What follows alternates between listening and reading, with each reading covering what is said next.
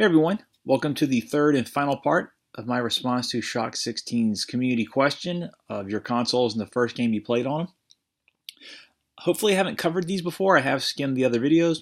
It has been a while since I made those, and I'm kind of getting memories of those jumbled up with the 4 anticipated consoles question I answered. And if you hear someone doing their yard work outside, I apologize. I actually just got done doing mine, and I am whipped, but this is the best chance for me to do it. First up, I'll start with the newer consoles, Xbox One. It was either Rise or Forza Motorsport 5, but I think it was Rise because I had a download code for Forza, and that took a really long time. What was it, like 35 to 40 gigs initially? Since I had the disc of this, I went ahead and it had to have been this first. And I was pleasantly surprised by this and let down by Forza 5. This is just full of a bunch of quick time battles, but the fights look really good. The animation's well done. The story is completely bonkers. Like, it makes no sense. The people that are in it historically were not in those places or periods they are in the game. Like, the armor's stylized and everything is just strange about it. But the combat, for as repetitive as it is, I thought for the length of the game held up pretty well.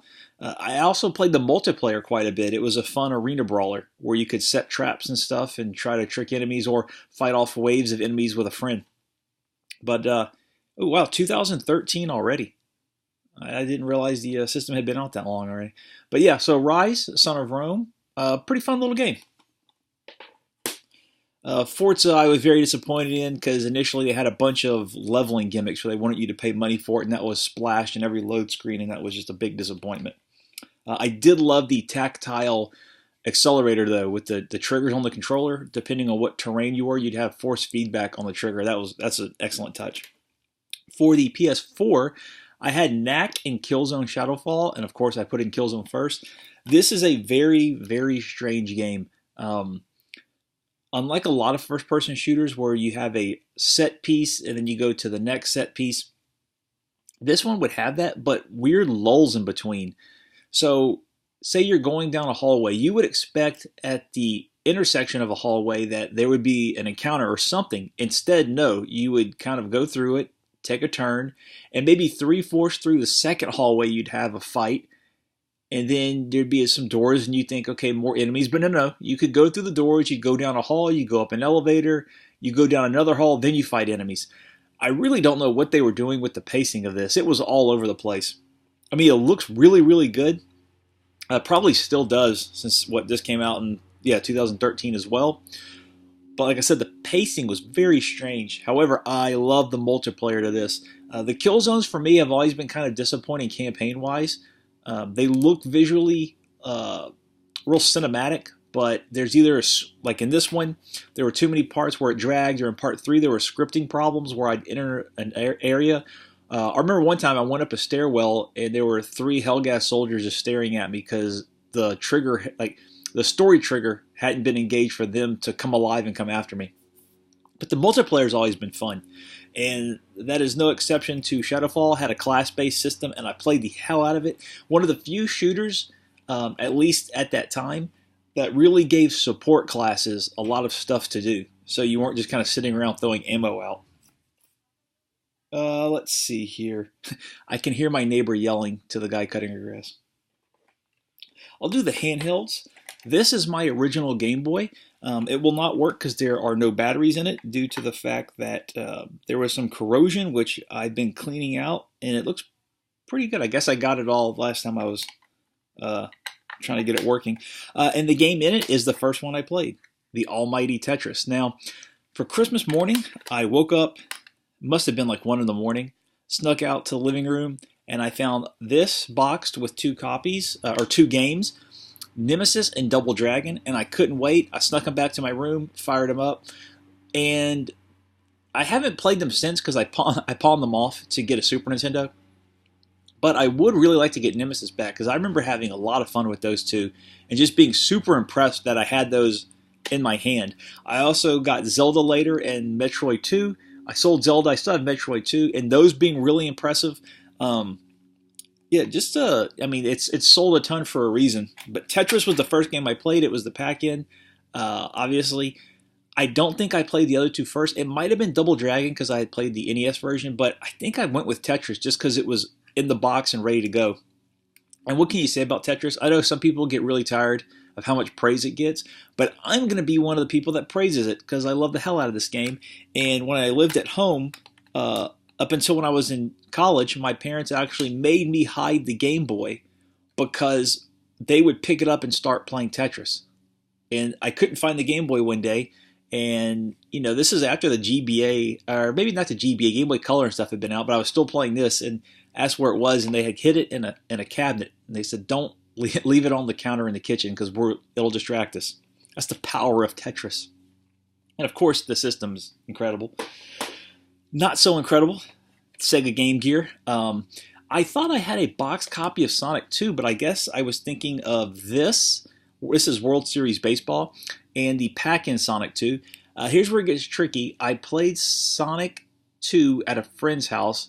Same friend whose brother owned Star Fox, so I didn't get to play it a lot, and it was not my Game Gear. But I remember thinking it looked really cool, and he had his Game Gear plugged into the wall, which I thought was neat. You could do that with a handheld because it limited the portability, but in my mind, it was, wow, you could take that into any room and play it and just plug it in. I didn't really learn the limitations of the Game Gear until I got one, which is it takes, 6 AA batteries and it drains them in a couple hours. But I got the pack-in Sonic and I got the World Series Baseball with it. Growing up, I played like Little League and then I quit playing baseball, but for some reason my parents always thought I loved baseball, so I'd always get baseball games and stuff. Uh, but World Series Baseball is actually pretty fun. It is a little unfair though, in that you would crack the hell out of the ball. It's going to the wall. It looks like a home run, and somehow the computer always gets it. Um, but according to the box, it has all 28 teams and 700 players. And I'm thinking I played this one first when I got mine because I had already played Sonic. And let me see if I can show you a picture of it. I mean, I think it looks pretty good for a Game Gear game. Very arcade style. I'm sure now if I played it, it would be just too basic and a little, you know, the flaws would be way more glaring. But at the time, yeah, this was a lot of fun. I eventually got a Star Wars game for the Game Gear, and I borrowed a friend's copy of Mortal Kombat. But I think I went back to this over and over. I would just plug the adapter in and sit around with this for a few hours. But yeah, the Game Gear, not my favorite system, and kind of a bummer. Um, let's see. Let's go with the PlayStation. Boom. This is not my original box, unfortunately. When my PlayStation broke, word came through the grapevine at school that you could take them to Toys R Us. And I've mentioned this story before. Mine had the laser problem where you had to turn it upside down for it to read cutscenes, and then it just stopped working. So I brought my box PlayStation to Toys R Us, and they basically took a new one off the shelf. I didn't even buy it from there, and they knew it. They just had some sort of return program with Sony. Opened it up. What was it? I brought my console with the box and something else. Well, they took my console, put it under a drawer, uh, took my controller, put it under a drawer. But because I didn't bring the AV cables, they went into the box and took out the new AV cables. So they would give you a new version of whatever you brought in. But they took my box though. Yeah, because this one has. I'm pretty sure this is the second box that came out because it's got Jumping Flash 2 on it, 2 Extreme, Boogie Dead 6. Now, for Christmas, I got this with Tekken and Ridge Racer. Again, tricky. I had first played Tekken at a Walmart in Arkansas, an arcade cabinet. I've never seen a Tekken 1 cabinet since. That was the only time. And the weird characters really got me. And at the time, Namco didn't mean much to me, so I didn't know what kind of strange knockoff 3D game this was. I had known about Virtua Fighter. I just thought this was surreal. But it was fun, and so when I saw it was coming out for the PlayStation, I was like, that's the one I want. So I mentioned that. I found out later what happened was when my dad went to Best Buy, all of Namco's games were over half off for the Christmas season. So he was able to get Tekken and Ridge Racer for Kiliak when he returned it. there was another story about that I mentioned in my anticipated console video. But for some reason, Best Buy had this deep, deep sell for Namco games. And thankfully, he got me those two and not something like Cyber Sled. Now, I can't remember if it's because I already played Tekken, I played Ridge Racer first, or I put Tekken in to see what the conversion was like. I want to say I played Ridge Racer first, and I wasn't even really looking forward to Ridge Racer. I knew nothing about it. I really wanted to play Tekken, and all I remember from that Christmas season that I had off of school is playing Ridge Racer nonstop. Completely hooked me. Tekken was fun and all, and I had another friend that got Tekken, so he'd come over and we'd play back and forth. But all of my friends got Ridge Racer, and I had one that was really good at the is it Galaga? It's not Galaga, is it? Galaxin, the shooter during the loading phase. Within like 4 days, he got so good at that he could clear the screen. So he came over to my house and cleared it so I could get the Diablo Lamborghini on my memory card. But I mean, from the music and the fact that it loaded into the system's memory, so you could take the disc out and put in your own CDs. The graphics looked wonderful. The controls are great. Had that little bit of power sliding, but not too much. Now, it was very limited in that the track was the track and then reverse. But at the time, I remember magazines knocking it for that. I just did not care. I had so much fun with it that when I went into the track in reverse, it might as well have been a brand new track. I mean, I loved everything about the game. So that was really a good tell for what the PlayStation would be. Just the games would look great, sound great, control great. I really didn't buy many duds for this system. I started getting magazines more back then. I remember I got an EGM in the mail, and my parents were running errands, or they're about to run errands, and I had to go with them. And I thumbed through the magazine, and I saw something called Street Fighter Alpha. And I got tired of Street Fighter after the 7th or 8th revision for the Genesis and Super Nintendo. But the characters looked different, and they gave it like 8s and 9s, and I couldn't believe it. So went back to my room, and what I would usually do for holidays and birthdays, I'd always take a few dollars out from what relatives would send and family friends and tuck it away. And I had just enough to get it. And that's kind of what the PlayStation was. There's no internet, or when I say that, I mean like what we think of as the internet. There was bulletin boards and stuff, and I would occasionally get on like a US Robotics bulletin board and read whatever I could find video game related, which it was mostly PC stuff, if anything. So news was from magazines, and normally they covered the same things, and that was even intermittent because we didn't have a Books A Million back then. I think we might have had a Walden's Books that was really tiny, so they didn't get many magazines. The comic shop didn't get game magazines, so it was really whatever you could find at a grocery store you had a subscription to. So you would go by whatever information you can glean from those, and then look at the cover. And if you couldn't find it to rent, that was highly likely, you just took the plunge, and that worked out time and time again with the PlayStation for me. So yeah, just one of the best gifts I've received. And I still own this replacement system. My friend's dad put a mod chip in it, and I've retired it since. I don't want it to break. But yeah, I could take it out right now and it'd still play just fine. Next up is the TurboGrafx 16. Now, I'd always wanted a Jaguar 3DO and a TurboGrafx 16. And when I was doing localization, I got this massive job. It was for an MMO. And every week it was nonstop work, so I was getting exhausted, but we were making more money than I'd ever had. So there was no bills, there was nothing.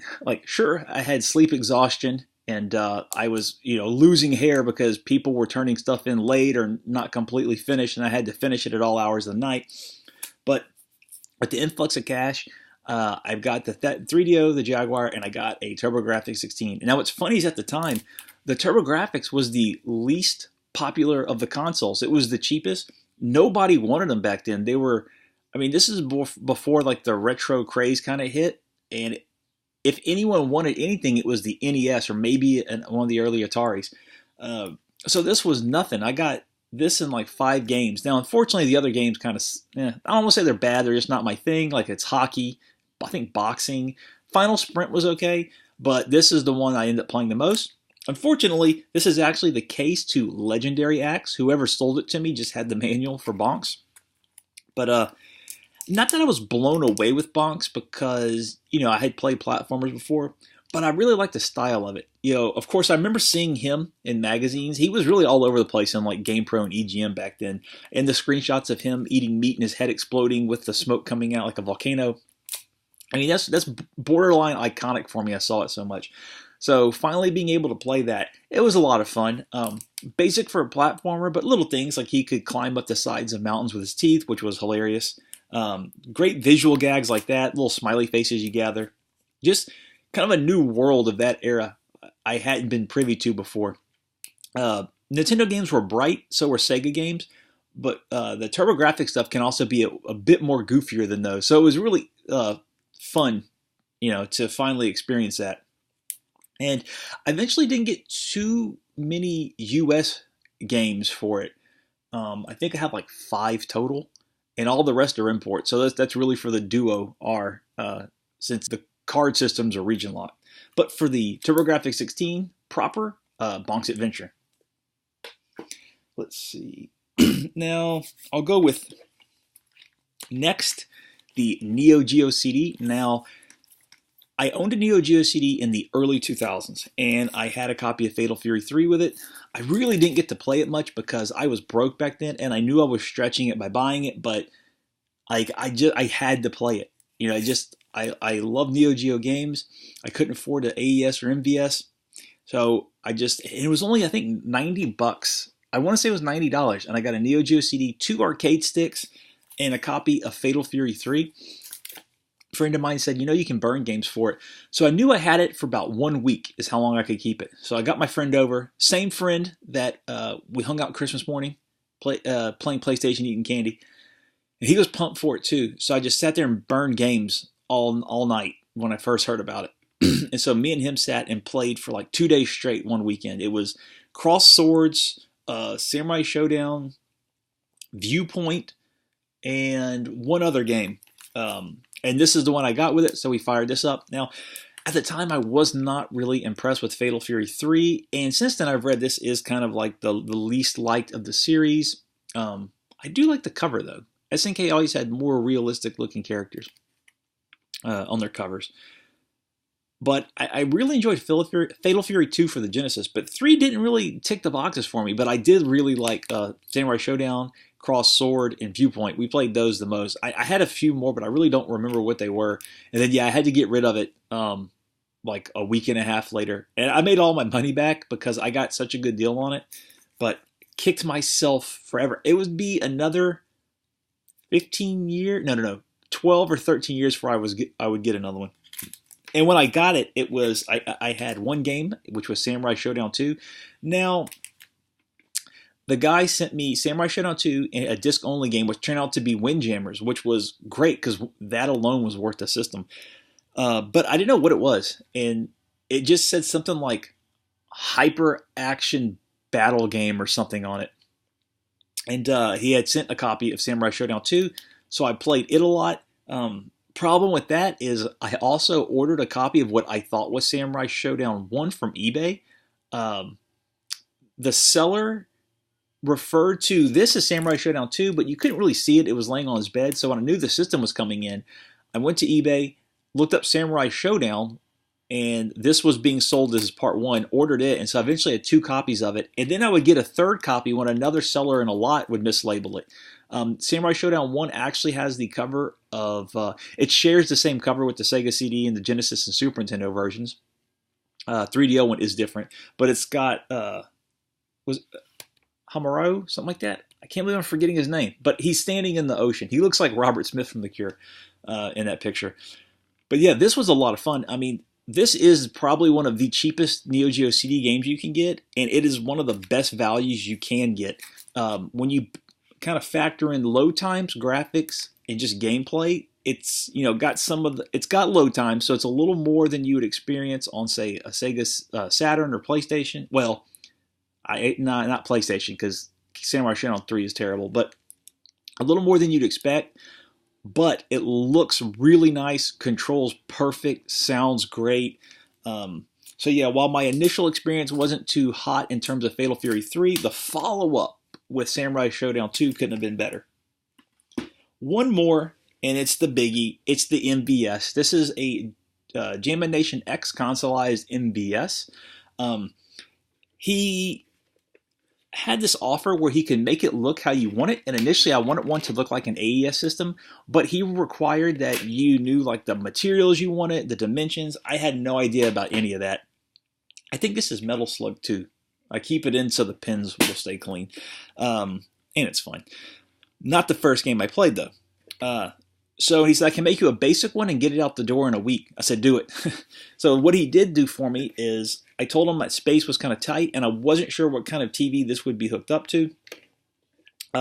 He could have installed an HDMI out. I thought he had, but it is composite component and S-Video, which, you know, I've looked it up and they said basically HDMI doesn't look that great for consoleized MVS. And I have component on this TV back here, so that's why I went with it, and I have a FrameMeister if I need to. But if you know, I gotta put it in another room, I have with an older TV, I was set for those. Unfortunately, since I bought this, more and more TVs do not have S-Video or composite, but I always got component in the FrameMeister, like I said. It does have an LED light for power, but as you can see, it's just a really basic system. I kind of like the look of it in that it looks like an early piece of 1990s PC hardware. Like just, you know, you would see this kind of beige, like thick keyboard with the clacking keys, the hard drive, and this would just be sitting next to it. It would fit right in. First game I bought for it was this. Puzzle Bobble or Bust a Move. Now, true enough, as I read in the Neo Geo forums, someone said, everyone's first game is Bust a Move and it's always a bootleg, and they were right. I bought a Bust a Move and it's a bootleg. This in here is a legit copy. I was able to get one at auction for a pretty good price, and the case is from Southtown Homebrew. I put all my carts in shock boxes. I actually don't really try to go for complete kits because they're just too expensive, and I don't really have a place to put them, but these look really nice on shelves and they really catch my eye. So if I want to play something, they're so bright, I'm always like, ah, there you go, MVS. But this is one of my favorite puzzlers, a great conversion. Turns out the pirated copy is just as good as the legit copy. So this is actually one of those, it might be a rental cart.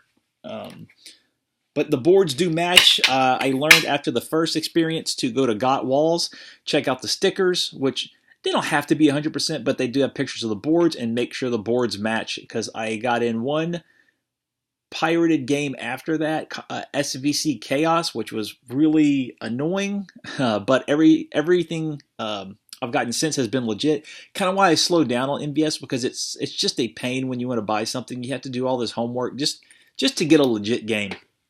But yeah, this was a lot of fun. It's one of my most played games on the Neo Geo Pocket Color, so of course it is one of my most played games on the MVS. It's such a simple game, but it's so addictive, and I like every iteration of it. And look at that. It's adorable. Look at those little guys. And yeah, if you haven't played Bust a Move before, you just move a target, fire the ball, and you try to match 3. And it's a match 3 game, but in reverse, because you go up instead of down. But yeah, wonderful game. Big fan of it. One of my most played. And that heralded great things for the MVS. And it's been a blast since. Everything I bought that's legit has been a lot of fun. And it's great to have a mini arcade in my home. Well, that's it, everyone. Thanks for watching. And thanks, Shocks, for making this. I'll talk to you later.